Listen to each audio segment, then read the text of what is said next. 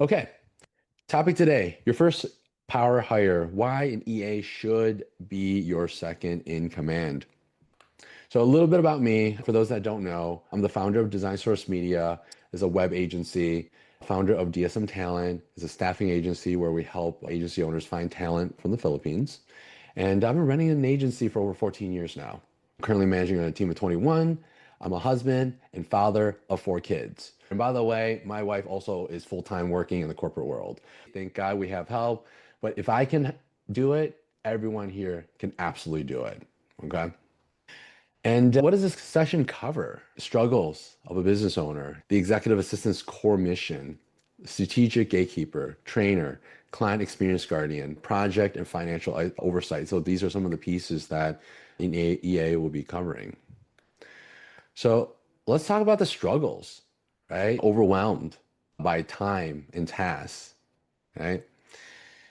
Lack of strategic focus. Oh my God, there's so much to do, right? Where should I start? What's the strategy? Next thing you know, it's like you went into your car and you decided, I'm just gonna drive as fast as possible without looking at the GPS, right? So that's what happens when you don't look at your having that strategic focus.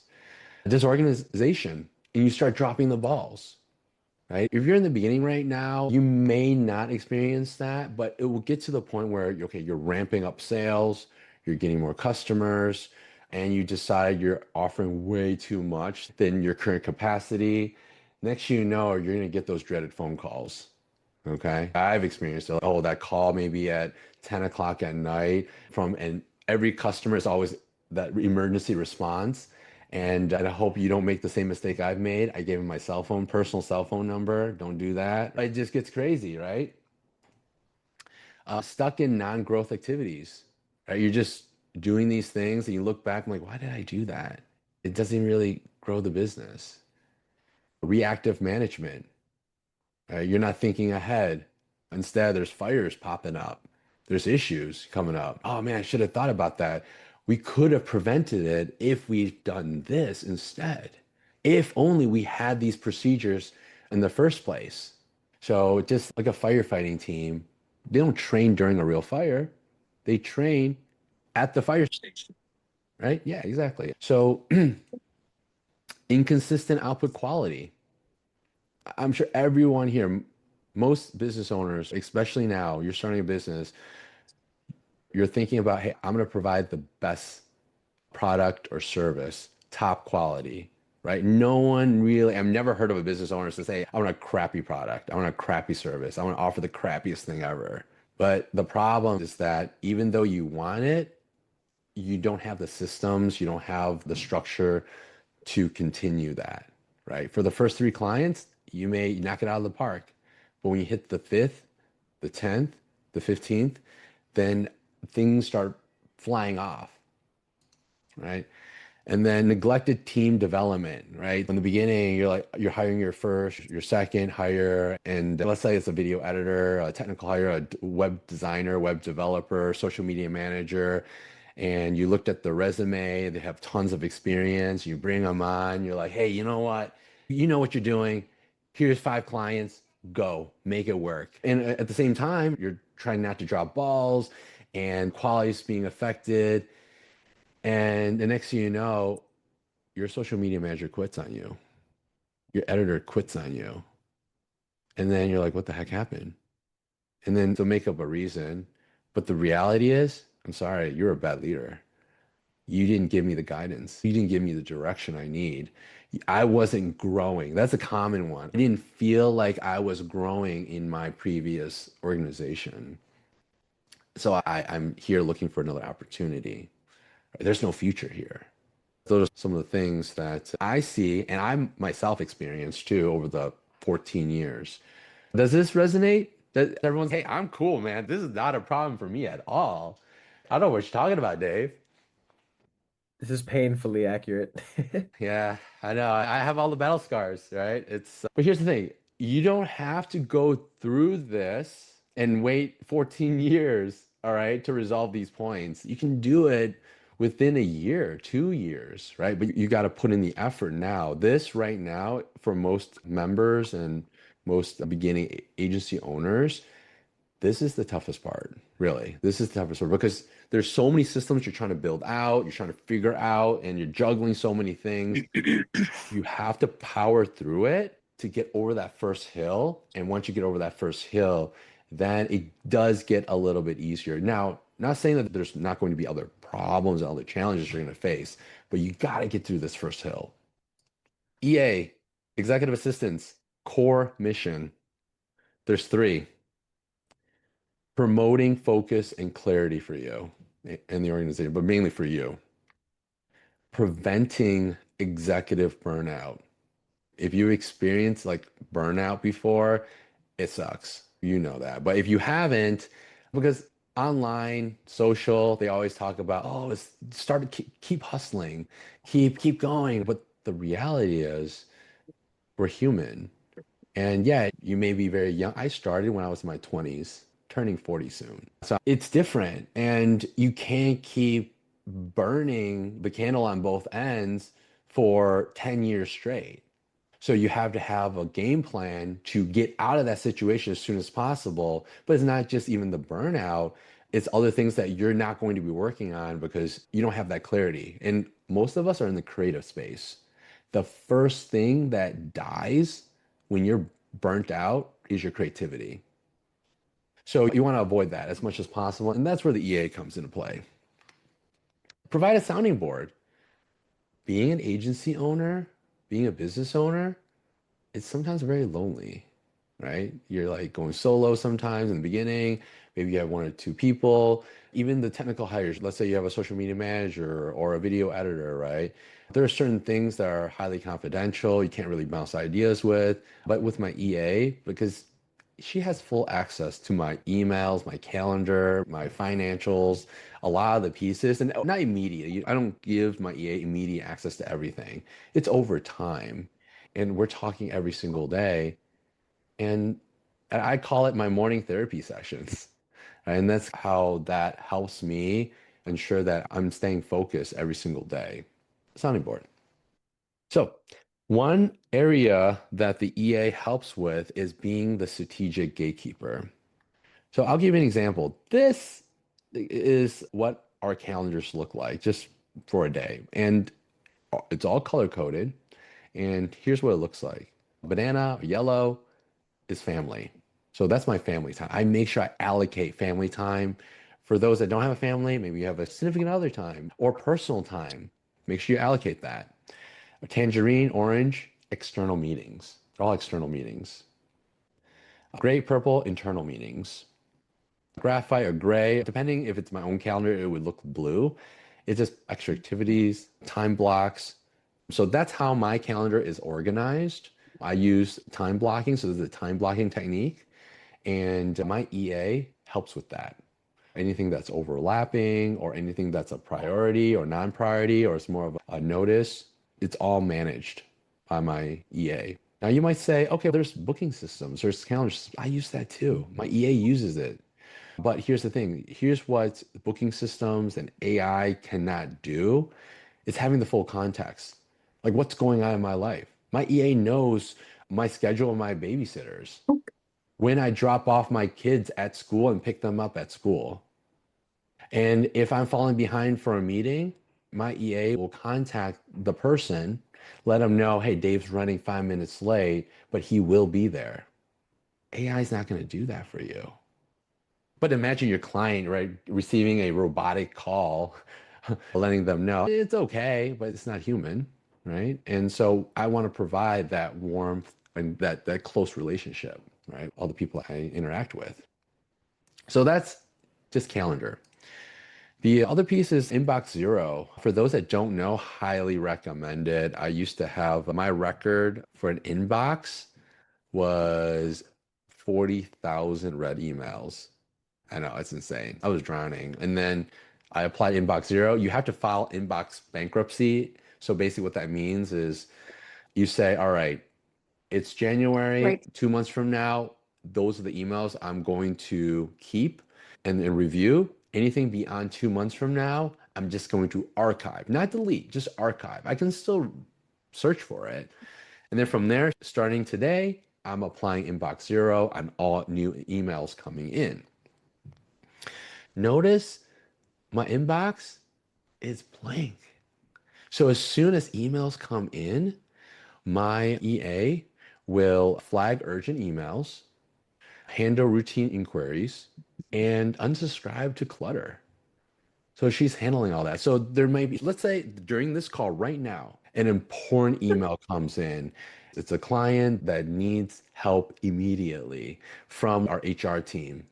You know how it is. Not all clients know to send an email to the proper email. So it really should have gone to the HR email. But that's okay. It's not their fault. We don't expect our clients to know every single email in every single department in our own organization. That's fine. So what my EA would do once she sees that, she would say, "Hi, my name's Marian. I'm Dave's EA, and Dave's in a meeting right now, but I want to address your issue. I'm going to forward this over to our HR team to assist you with this right away." So this email gets forwarded. HR team immediately picks it up and starts working on it. By the time I get out of this call, I see this email. It's marked as read through. And I just read it. I'm like, oh, great. HR team's already on top of it, handling it, taking care of it. So even though you might not have, let's say, a large team to delegate to, but guess what? You might have a network of other vendors or contractors, right?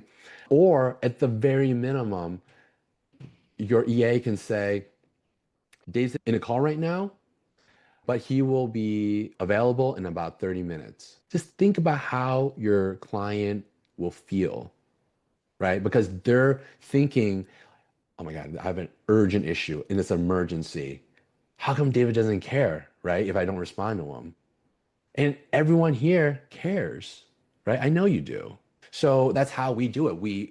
I have an EA, it's part of our system, and that's how we build it, right? Because if I try to do all this myself, there's two other things I still have to do, right? You still have to do marketing, sales, operations, accounting, finance, HR, right? All and legal, all these things you're responsible for, right?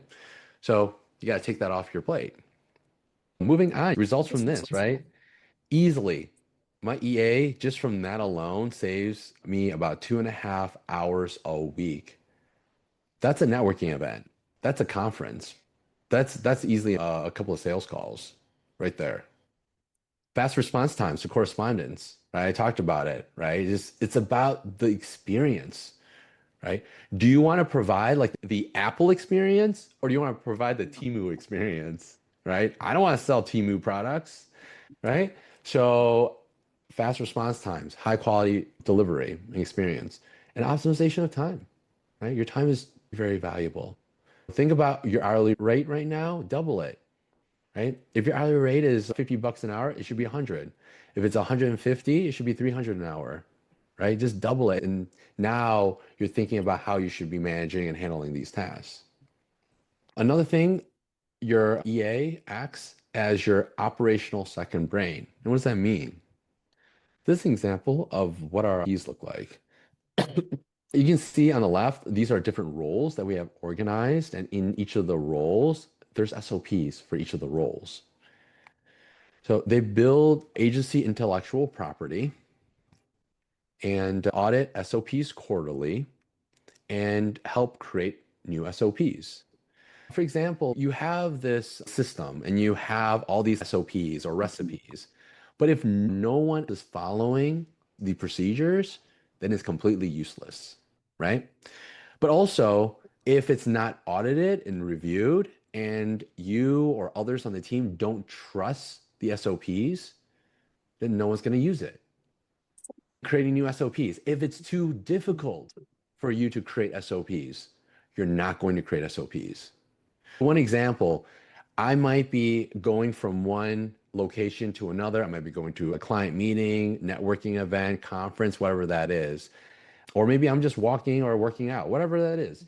Usually those are the times where I have like ideas, right? Oh yeah, we need an SOP for that. Do we have an SOP for that? So all I have to do is go on Slack, hit my voice recorder, and I say, hey, Marian, I don't know if we have an SOP for this, but can you create a rough draft for an SOP on how we handle or work with clients after this phase? The rough draft is already done.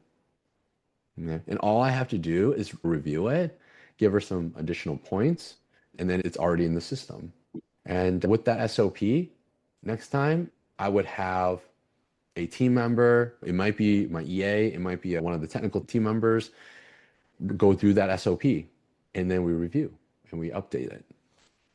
And so imagine doing that every single day, right? How many SOPs you will have by the end of this year. Digital organization, right? If you use Google Drive, Dropbox, or some NAS hard drive somewhere sitting around, or it's on your local laptop, I hope that's not the case. Over time, it gets really disorganized. My EA would help manage the cloud storage and centralize documents, just making sure everything's nice and organized. A lot of times, I ask my EA, oh, yeah, I know we have that file somewhere. Can you grab me that file? Here's a pro tip. I'm on a sales call, and usually the sales calls that I do are more consulting calls. It's not like a straight sales pitch, right? I'm trying to figure out and understand what the agency needs, and I would provide some recommendations, and I usually have tools behind it. So I would ask my EA that's sitting in the call, I'll say, hey, Marion, can you give me that one document, all those checkpoints? And she would know what I'm asking for because we've been working together for a while now. And during the call, she'll send me the link and I'm going over that document with the agency or the business owner. So that's key, or keeping the files organized. CRM integrity. So for those that are new, you may not even have a CRM system, customer relationship management system, how to keep track of your customers. It might be your inbox. But don't be embarrassed. Get it. I've heard it all. Inbox and a spreadsheet could work too. That's a step in the right direction. But over time, you want something more robust, right? So we have our contacts, and each contact is tied to accounts, which are company or organizations, and then all the history we have about that person and where they come from, who referred us, and all the meeting notes that are associated with this person and organization. So all that is tracked within our system and is ensuring the accuracy, completeness, consistency, and reliability of the customer data within our CRM system. They log every interaction and do monthly data cleaning. I'm actually rarely in the CRM system. Every single morning, we have this morning checklist, the daily stand up. And any meetings that I have planned for today and the next few days, it's already scheduled and linked to the contact, to the meeting notes inside my daily report. So that way, I go to that document, I click on the link, and it opens up the exact page of all that information. So let's pretend I'm about to meet with Alexandra, okay? Let's say on a call. Prior to the call, my EA would have found everything about her, like all her socials, her business, her agency, if she likes dogs, if she's into sports, whatever she can find, right? And then so I have that, I review it for a few minutes prior to the call, and I go in, not blind, right? I have an idea. But at the same time, I don't want to try to scare my prospect. Hey, I know everything about you. You can start leading certain conversations and you know what they're interested in, right? Let's say they're interested in pickleball and I'm into pickleball too. So that may be a topic. It helps with part of that consultation sales call. So results of the second brain, agency runs on systems, not memory, right? You're trying to keep everything in memory. Eventually you're going to go crazy. You're going to start forgetting things. Has to be well documented. Zero time waste searching for files, but it's nice and organized. I could always search for it if my EA is not available. And then accurate data for decision making. It's all about the quality of your data, garbage in, garbage out. And especially later on, as you scale and build, your team needs to trust your database, your knowledge, your systems. And then the next piece is your EA is also a trainer. Your EA knows you better than anyone else in the organization. Over time, they're meeting with you at least every single day, every morning, and then later on. They can help with onboarding new hires, right? They know you, they know how you think, what your preferences are, what your vision and your mission and your values are of your organization. Sometimes in the beginning, it's hard to articulate that, right? And that's something that you as a leader should focus on. But once you figure that out, your EA will help with that. And then your EA is a buddy for your new hires. Like certain things, when new hires, they might be too embarrassed to ask you, right? You're the head honcho, the leader, the CEO, the president. And the next piece is a client experience guardian. What does that mean? Seamless onboarding. So for one, here's one example, DSM Talent side client onboarding checklist for new hires. This is one of the things my EA, but now our recruitment and our HR team would handle. But here's some examples. They can send welcome emails. Now you can say, you can automate it. You can definitely automate it and go high level, but there's certain pieces you may not want to. Maybe it's certain custom pieces in the welcome email you may not want to fully automate. So the automation may be up to the point of some of the automations that we do. We would, as soon as a client books, we have the automation or signs up. The automation would be, okay, they made the payment. Then we ask them to fill out a short form for the particular role. And then also the further automation is there's a bit of AI to build the document. But then after that, a human being will review the document and ask questions if there's any uncertainties or needs more clarity. That's where your EA can come in, part of that welcome email. Pre-kickoff document filing, organizing that file, making sure it's in the right place, which is parts of it the automation will do. And then delivering onboarding guides. So sometimes during a call, our clients may need additional resources. Then that's where my EA would send the documents. I'm not spending even minutes of my day trying to search through our cloud storage to find the document and send it to my clients. I'm off to the next call. Proactive communication. This is just one example of what one of our customer success managers responses to our customers, but also my EA used to do this, is for projects, status of a project. This is the project summary. These are all the key pieces. This is where we're at. This is what we need from you. And this is our timeline of our project. So there's always clarity in our projects. And we would provide this type of information once a week, every Friday. Project updates, acknowledge inquiries, and collect feedback. So the value is like your EA figures out what clients need while protecting your time, right? One of the key pieces. And then finally, the last section is project and financial oversight. Project Watchdog, audit timelines weekly, making sure the projects don't fall out of scope. Make sure that, let's say your video editor, your social media manager, your contractors are sending you the files to review. And if there's any issues, they're pushing back, right? Track action items, right? That's part of that. And then flagging risks. Hey, there's an issue with one of the contractors. They're not being responsive. They're not showing up. They seem to be falling behind. And if they fall behind, we're going to piss off our client, right? Financial hygiene. Generate invoices within 24 hours. Reconcile expenses and cash flow weekly, right? Some of you may say, oh, I can automate that. Yeah, sure, if you have a productized offer. But if your offer is custom, like what we have with custom projects, you can't do that. You have to have a custom invoice. And also part of it, what I didn't include is a small amount of collections too, right? They can do a quick email outreach and stuff like that. I think my record is like $60,000 in accounts receivable, right? So you don't have to get to that point. This is not a record you want to break. So you want to stay on top of it and minimize your accounts receivable, right? Money that people owe you. Research and growth. Finally, it's, for example, one of the things that I asked my EA to look at is other LMS systems, like learning management systems, like training systems. She put together a table with all the details of different systems, the pros and cons, the pricing, and what she thinks would be a really good fit for us. Summarize and trends and new tools monthly, evaluate business opportunities for review. So that's one of the research and growth pieces, right? And finally, just a question for everyone. What is one thing that would be a game changer if you had an EA? Or if you already have an EA, what do you think you're going to add your EA now to do for you?